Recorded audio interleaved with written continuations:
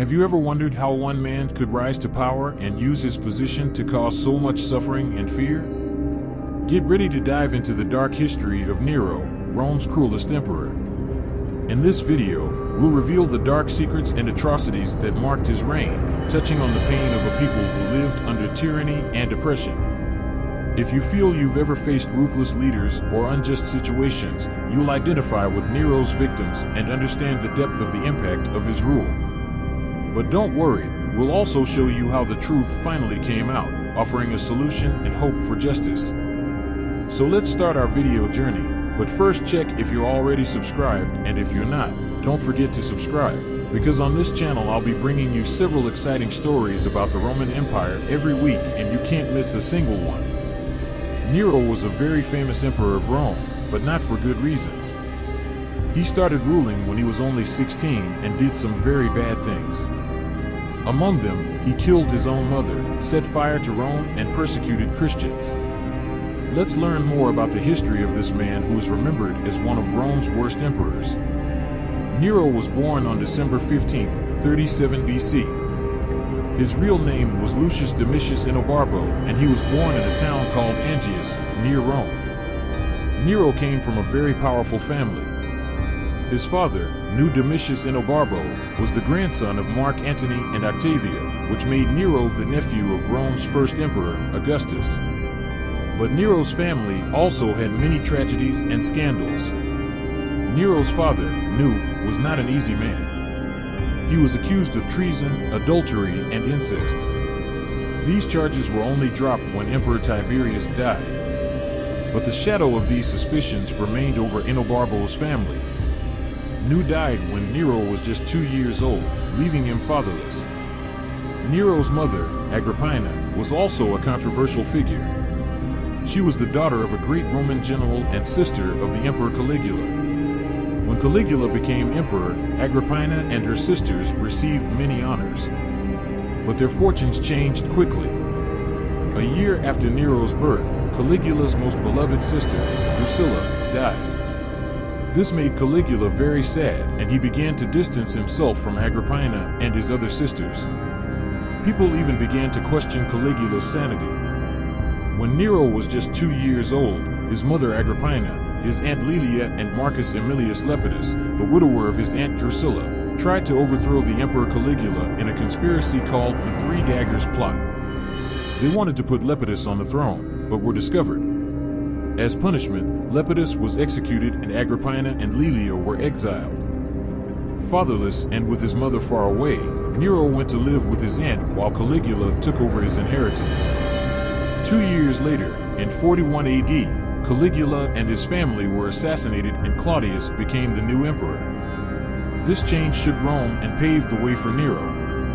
Agrippina saw a new chance under the reign of Claudius, who took pity on her and brought her and her sister back from exile, allowing her to be with her son again. Agrippina married Gaius Salvius Crispus, a rich and powerful man, which increased Nero's fortune. Soon afterwards, Crispo died of suspected poisoning, leaving Agrippina even more wealth.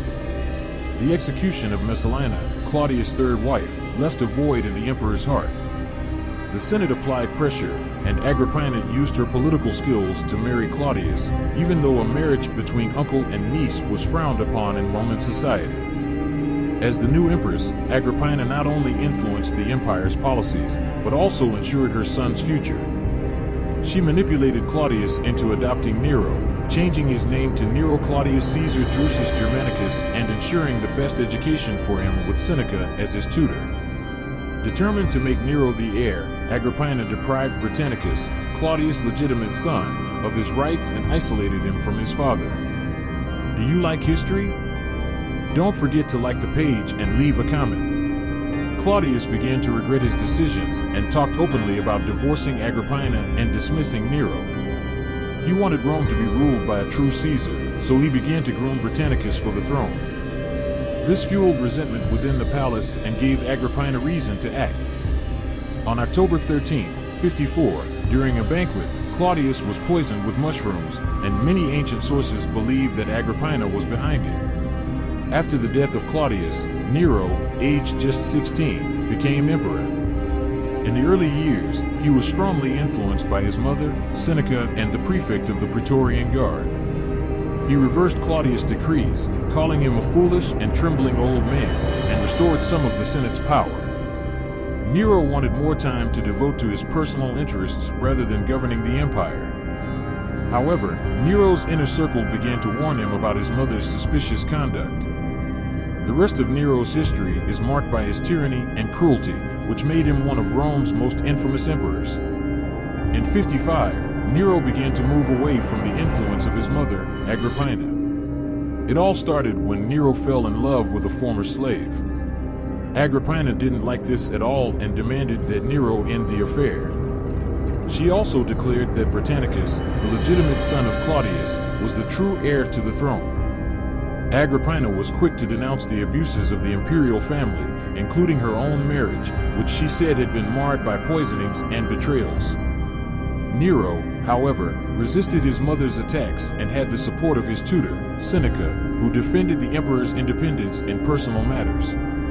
A turning point for Nero came when Britannicus turned 14. Nero realized that Britannicus was a potential threat to his power. According to the historian Tacitus, Agrippina hoped that, with her support, Britannicus would be proclaimed heir over Nero.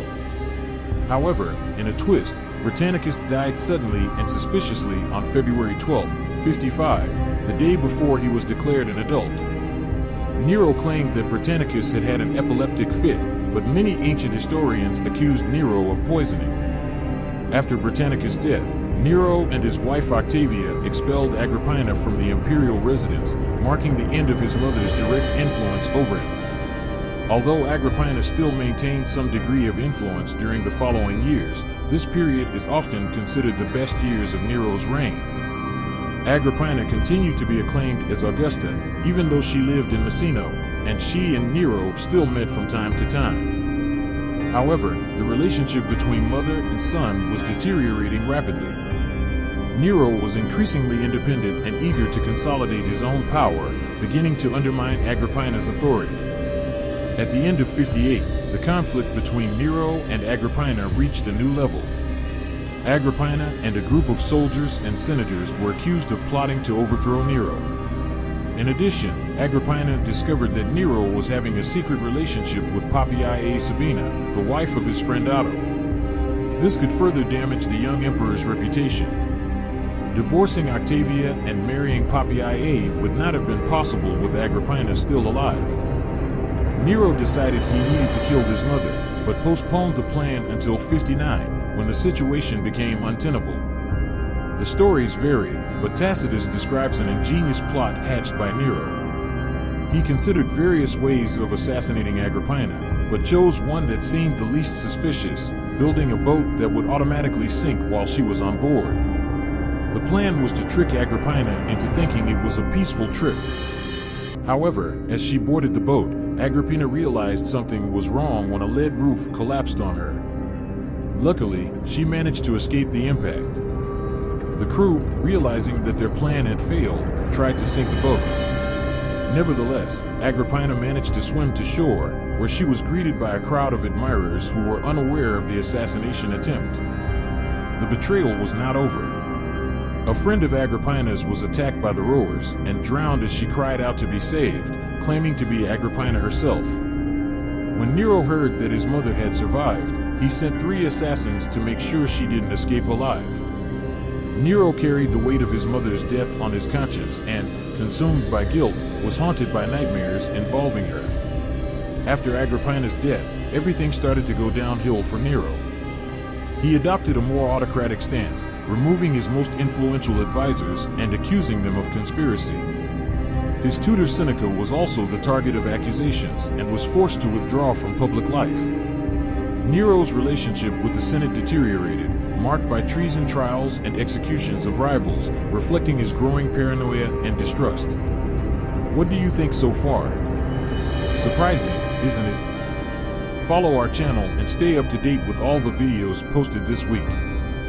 Nero divorced and executed his first wife, Octavia, and married a former slave called Pythagoras, which made him even more criticized by the Roman people. On the night of July 18th to 19th, 64, a great fire consumed the city of Rome. The fire, which probably started in merchant stores, spread rapidly, fueled by strong winds and the city's wooden construction. For more than a week, Rome was ablaze, resulting in a disaster of unimaginable proportions. 3 of Rome's 14 districts were completely destroyed, and another 7 suffered severe damage. While some saw the fire as a tragic and unavoidable accident, others blamed Nero for ordering it. To remove suspicion from himself, Nero found a scapegoat in the Christians, accusing them of being responsible for the fire. This triggered a series of mass arrests, with Christians being tortured, executed, and even burned alive in public spectacles. This event marked the beginning of intense persecution by the political authorities. After the fire, the cost of rebuilding Rome was astronomical, leading to an increase in taxes throughout the empire and the devaluation of the Roman currency, which generated inflation. These measures increased tensions between Nero and the people. In 65, Nero caused the death of his wife Poppaea, allegedly by kicking her to death while she was pregnant. 2 years later, in 67, Nero married Spore, a young man who resembled his ex-wife Poppaea. Supposedly moved by remorse for Poppaea's death, Nero performed the wedding ceremony after castrating Spore. In March 68, the governor Gaius Julius Vindix started a rebellion against Nero's fiscal policies, leading to battles between loyalist and rebel armies. After Vindix's defeat, the governor Lucius Virginius Rufus of Germania Superior faced increasing pressure from the disgruntled legions and Sulpicius Galba, who declared himself emperor against Nero. The situation worsened when the prefect of the Praetorian Guard defected to Galba's side. Nero was losing a lot of support and, faced with growing hostility, he planned to flee Rome. His plan was thwarted when army officers refused to obey his orders. He then considered fleeing to Parthia or appealing to the people for forgiveness. On returning to the palace, Nero found himself abandoned by his friends and guards. Desperate, he looked for a place to hide and decided what he would do. With no options and no support, Nero decided to take his own life on June 9, 68, the anniversary of the death of his first wife, Claudia Octavia. When one of the knights entered and realized that Nero was dying, he tried to stop the bleeding, but all his efforts were in vain. Nero's last words were, "Too late." Is that loyalty? After Nero's death, the reactions in Rome were diverse. According to Suetonius and Cassius Dio, the Roman people and nobility celebrated his death and his name was removed from monuments in the city. With Nero's death, the reign of the Julio-Claudian dynasty came to an end, beginning a tense period of political instability in Rome known as the Year of the Four Emperors. This was the incredible and turbulent story of Nero, the emperor who left a legacy of tyranny and chaos in Rome. His life was marked by controversial decisions, betrayals, and an incessant quest for power, which ultimately led to a tragic end. If you enjoyed this video and want to learn more about the fascinating history of the Year of the Four Emperors, don't forget to subscribe to our channel.